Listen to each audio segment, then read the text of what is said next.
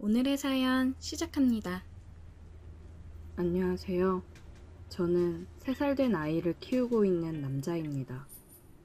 아내를 아이 둘 지나고 사고로 잃고 현재 장모님이랑 아이 이렇게 셋이서 함께 살고 있습니다. 장모님과의 관계가 깊어져 어떻게 하는 게 좋을지 몰라 이렇게 글을 작성해서 의견을 구해보고자 합니다. 장인어른은 집안에 돈이 많으셨고 장모님은 가정 형편이 많이 어려우셨다고 해요. 장인어른께서 장모님이 사시는 곳에 놀러왔다가 우연히 장모님을 보고 첫눈에 반하셨다고 합니다.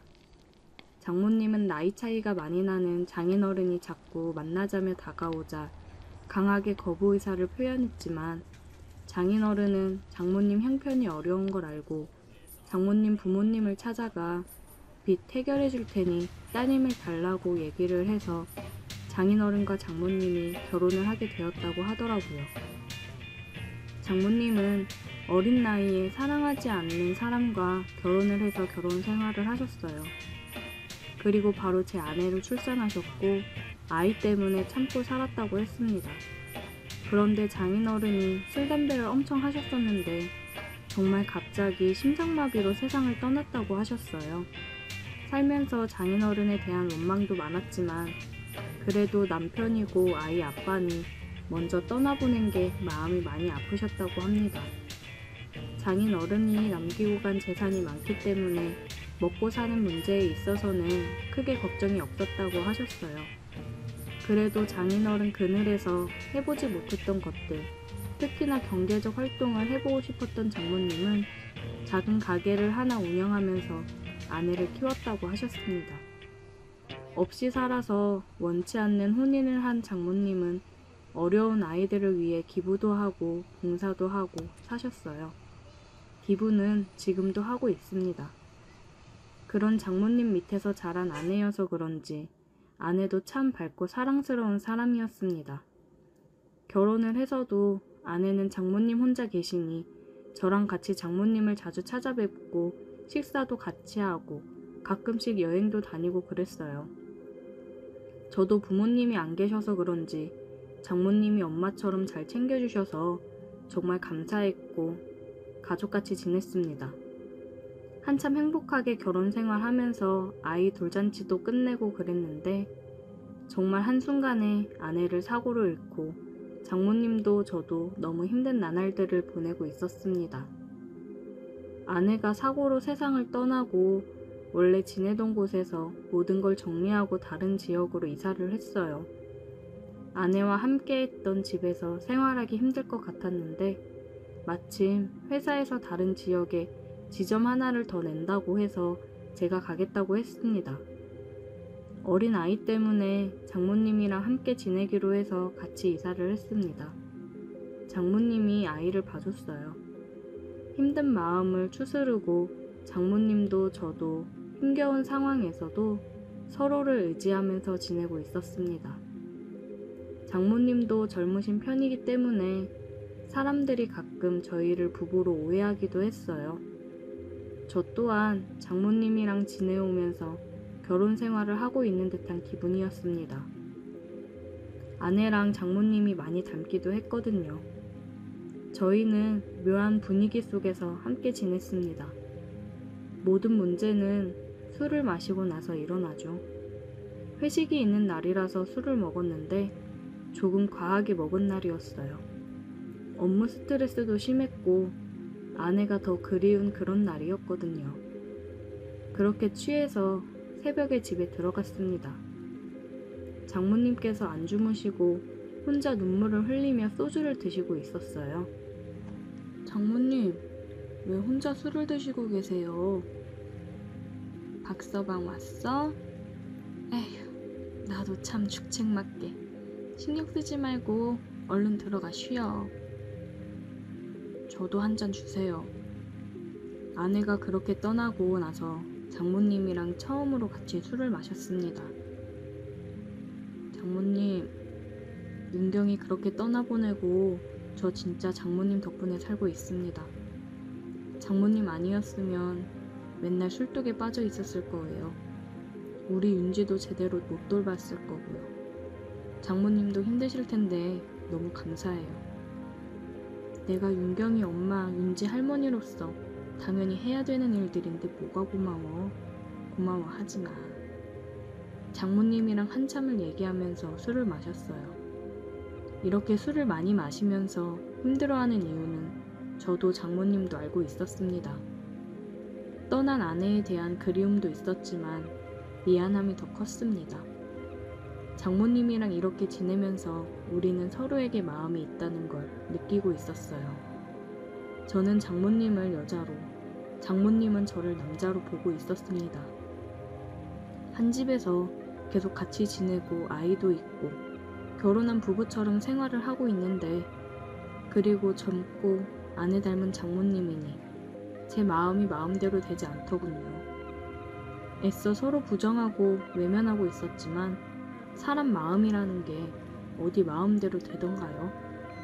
서로에 대한 마음이 점점 더 커져가니 힘들 수밖에요. 장모님, 저 더 이상 제 마음을 숨길 수가 없어요. 윤경이한테 너무 미안하고 이러면 안 되는 거 알지만 장모님을 향한 제 마음은 더 이상 멈추기 힘들어요. 박서방, 장모님도 저 사랑하시잖아요. 우리가 윤지랑 이렇게 행복하게 사는 게 윤경이도 바라는 거 아닐까요? 저는 얘기를 하면서 눈물을 흘렸습니다.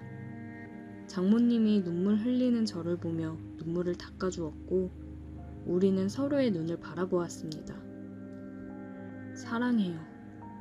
저는 사랑한다는 말을 하고 키스를 했습니다. 우리는 눈물을 흘리며 서로를 안았어요. 이제는 정말 돌이킬 수 없는 강을 건넜기 때문에 서로의 마음을 인정하고 표현했습니다.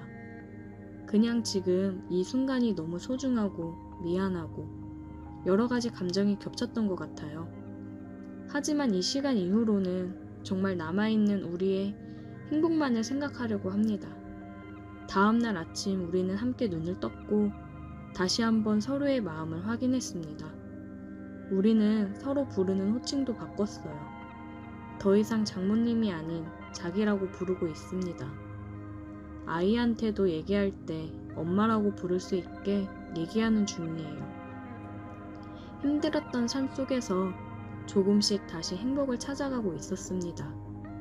특히 장모님은 그동안 눌러왔던 걸 풀어내듯 밤이 되면 돌변했어요.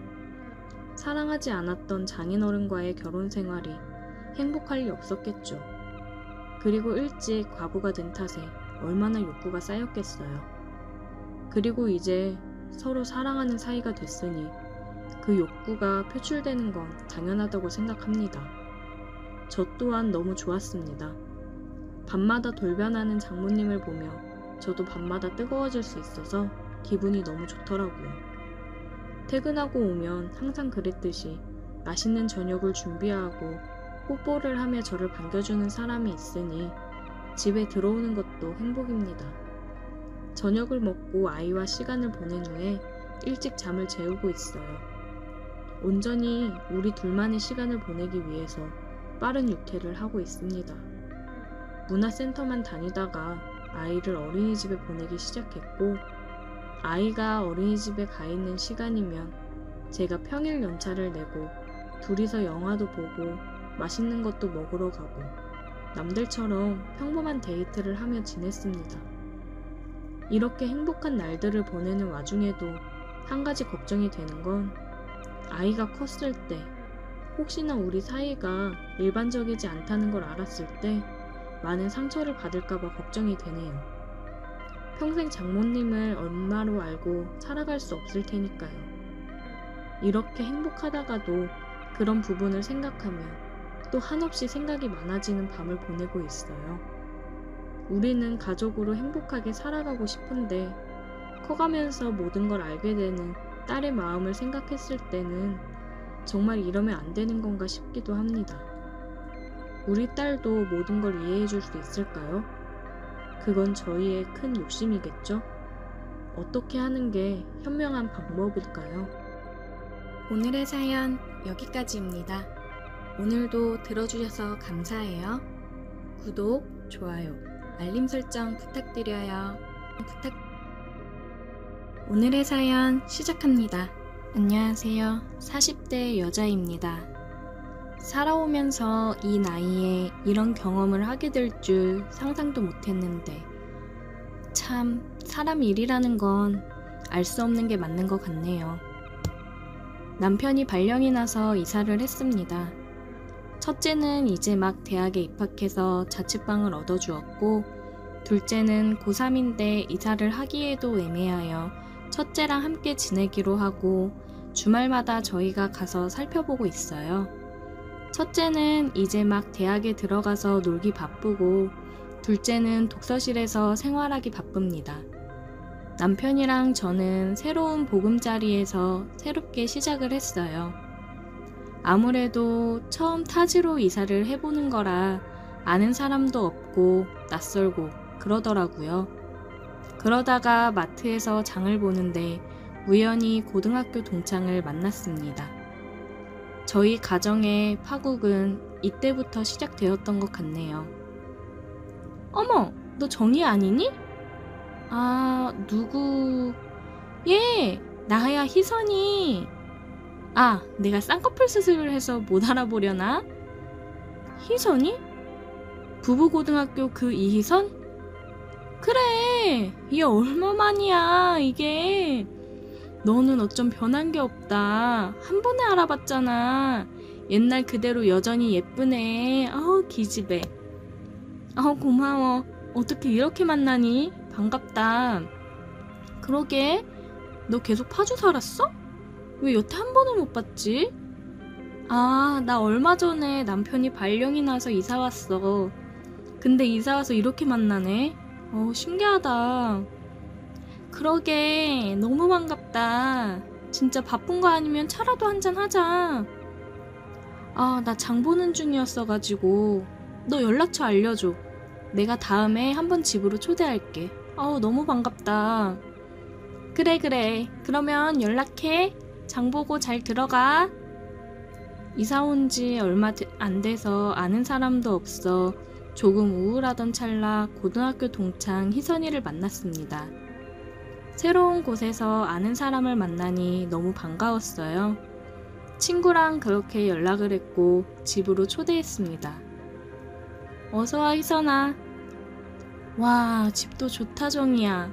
이거 그냥 과일 좀 사왔어. 그냥 오지 뭘. 이런 걸 사오느라 그래. 잘 먹을게. 간단하게 점심을 준비해서 먹었고 친구가 사온 과일과 조각 케이크를 준비해서 커피랑 함께 내왔어요. 어머, 이거 커피 너무 맛있다. 점심도 잘 먹었는데 후식도 너무 맛있네. 입에 맞다니 다행이다. 오랜만에 만난 친구와 어렸을 적 얘기부터 어떻게 지내왔는지 이야기를 하다 보니 시간이 훌쩍 지났더라고요. 벌써 저녁 시간이 되었어요. 한참 웃고 떠드느라 몰랐는데 남편이 퇴근하고 들어와서야 시간이 이렇게 흐른 걸 알았습니다. 여보, 나왔어? 어머, 여보 벌써 왔어? 시간이 이렇게 됐구나. 시간 가는 줄도 몰랐네. 그러게, 오랜만에 만나서 할 얘기가 너무 많았나 보다. 안녕하세요. 저 정희 친구 이희선이라고 해요. 아, 당신이 만났다던 동창분이시구나. 안녕하세요. 반갑습니다. 최종철이라고 합니다. 와이프가 얘기하더라고요. 오랜만에 동창 만나서 너무 반가웠다고요. 저희 와이프가 아는 사람 하나 없는 곳으로 와서 많이 심심해하고 그러더라고요. 우리 와이프 잘 좀 부탁드려요. 네, 제가 정희 데리고 종종 놀고 그럴게요. 나중에 부부 동반 모임도 하고 그래요. 그래, 그러면 좋겠다. 다음에 남편하고 같이 와. 저녁 먹자. 다음에는 내가 초대할게. 시간 너무 늦었다. 우리 신랑도 기다릴라. 또 보자. 조심히 가. 조심히 들어가세요. 네, 안녕히 계세요. 희선이랑은 거의 매일 만났어요. 아줌마들이 할 일이 뭐가 있겠어요.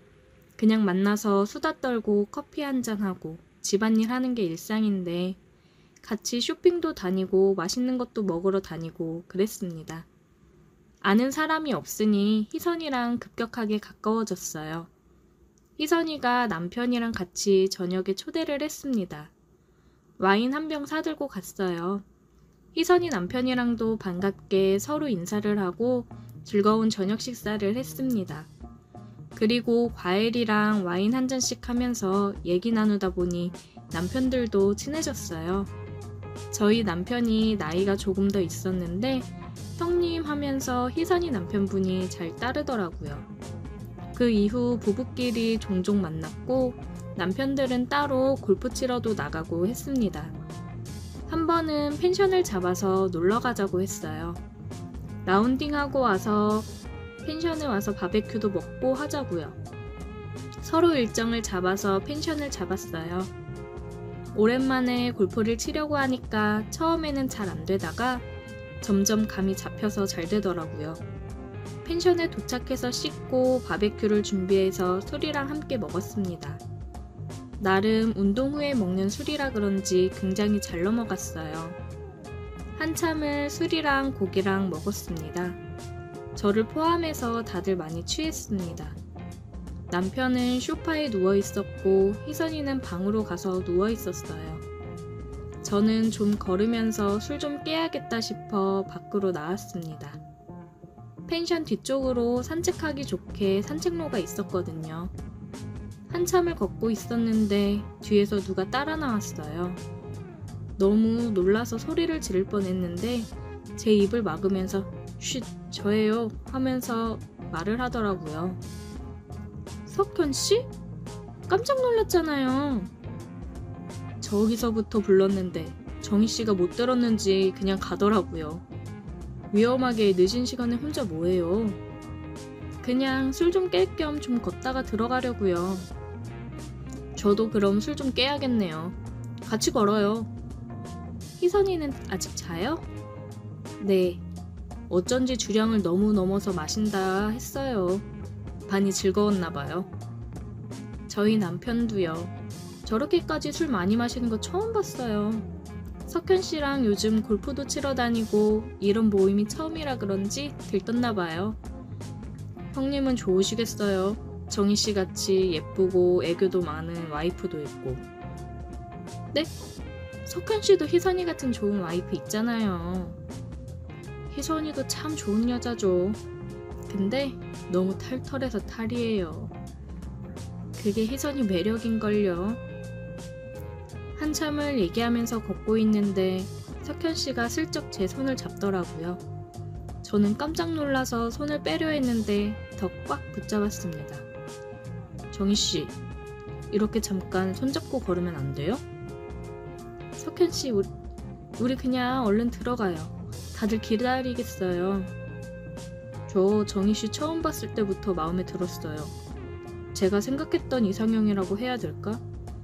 정희씨는 저 어떻게 생각해요? 석현씨, 자꾸 이러면 저 희선이 얼굴 못 봐요. 이러지 마세요. 술도 취했는데 저보다 어린 남자가 이렇게 적극적으로 들이대니까 저도 미치겠더라고요. 저 실수 한 번만 할게요. 그 말을 끝으로 석현씨는 저에게 입을 맞췄습니다. 저도 제정신이 아니었던 건지 아니면 새로운 남자가 저에게 이렇게 다가와서 설레였던 건지 아무 생각이 나지 않고 저는 석현씨의 목을 끌어당겨 키스를 하고 있었어요. 제 안에 어떤 욕망이 있었던 걸까요? 친구의 남자와 그것도 내 남편과 같이 놀러온 펜션에서 다른 남자와 키스를 하다니 정말 제정신이 아니었습니다. 그런데 달콤한 말로 저에게 속삭이는 이 남자를 거부를 못하겠더라고요. 그렇게 한참을 있다가 펜션으로 들어갔고 소파에 누워있던 남편은 방에 가서 누워있더라고요. 다음날 아침 아무 일도 없었다는 듯이 저희는 각자 집으로 돌아갔습니다. 저는 남편과 친구 몰래 친구 남편이랑 종종 만남을 가졌어요. 제가 약속이 있어 늦는다고 하는 날이면 남편도 약속이 있으니 신경 쓰지 말고 재미있게 놀다 오라고 이야기하고는 했습니다. 그러다 우연히 남편의 핸드폰을 보고 말았어요. 남편도 희선이와 만남을 가지고 있었다는 걸요. 제가 희선이 남편과 만나니 그때마다 희선이도 자유의 몸이니까 제 남편도 희선이를 만나러 나갔던 거죠. 그 사실을 알고 충격을 받았지만 제가 한 짓이 있으니 남편한테 뭐라고 하지도 못했습니다. 얼마 후 희선이한테 연락이 왔어요. 좀 만나자고요. 저는 희선이도 뭔가 눈치를 챘나 싶었습니다.